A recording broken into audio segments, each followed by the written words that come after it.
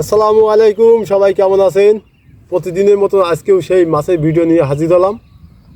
তো আজকের ভিডিওর উদ্দেশ্য হচ্ছে বেলি মাছ, মানে এই যে বেলি মাছ, এই মাছটা খাতে কেমন লাগে জানেন? এই মাছটা খাতে আসলে অসাধারণ একটি মাছ।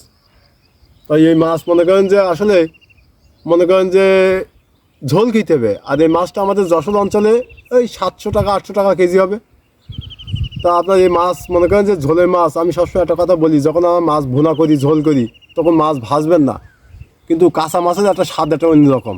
এই মাছ যখন রান্না করবেন তখন মনে করেন যে কি একটু ঝাল বেশি করে দেবেন, কারণ ভুনা ঝোল এসব মাছ রান্না করার সময় চচ্চড়ি মাছ ঝাল যত বেশি দেবেন তত মজা লাগবে। তো এই মাছগুলো মনে করেন যে খেতে খুব সুস্বাদু, আর আমাদের অঞ্চলে এটাকে বেলি মাছ বলা হয়।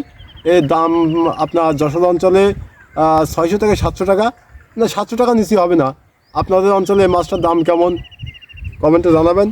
আরও একটা জিনিস আছে, খুবই মজাদার মাছ, এই যে তেলাপিয়া মাছ।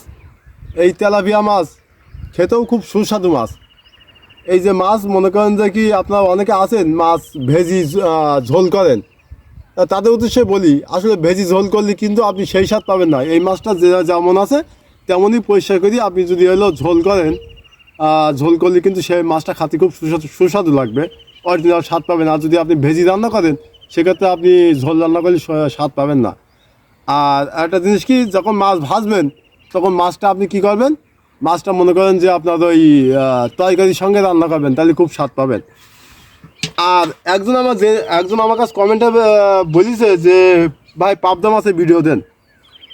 তো পাবদা মাছ আসলে এমন একটা মাছ, আপনার যদি পাবদা মাছ বড় হয় এই মাছটা আপনার ওই 18 পিসি কেজি হবে। এই যে মোবাইল সোজা কিন্তু 18 পিসি কেজি হবে এই মাছটা। তা এরকম ধরনের মাছ মনে করেন যে আপনার মাছটা প্রথম ভেজি নেবেন। ভেজি যে কোনো কায়দায় আপনারা ভুনা করতেও পারেন, আবার তরকারির সঙ্গে রান্না করতে পারেন। তো অনেকে বলে যে পাবদা মাছ ভালো লাগে না, মানে নানান কথাবার্তা বলেন, বাজে মন্তব্য করেন।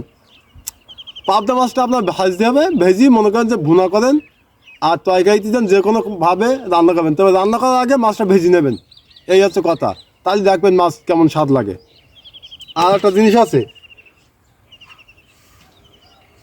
এই যে 15 পিসি ট্যাংরা মাছ, এই 15 পিসি ট্যাংরা মাছ আমি এক জায়গায় একজনের বাসায় একবার খেয়েছি।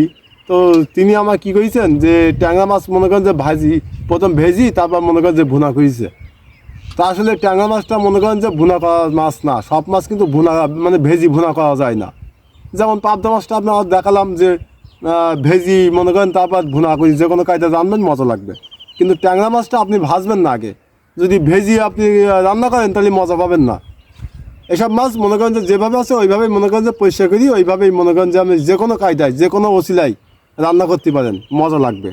কিন্তু যদি মনে করেন যে না আমি এই মাছটা হচ্ছে এলো ভেজি রান্না করবো, তাহলে সেক্ষেত্রে ট্যাংরা মাছের ক্ষেত্রে সেটা সাজে না।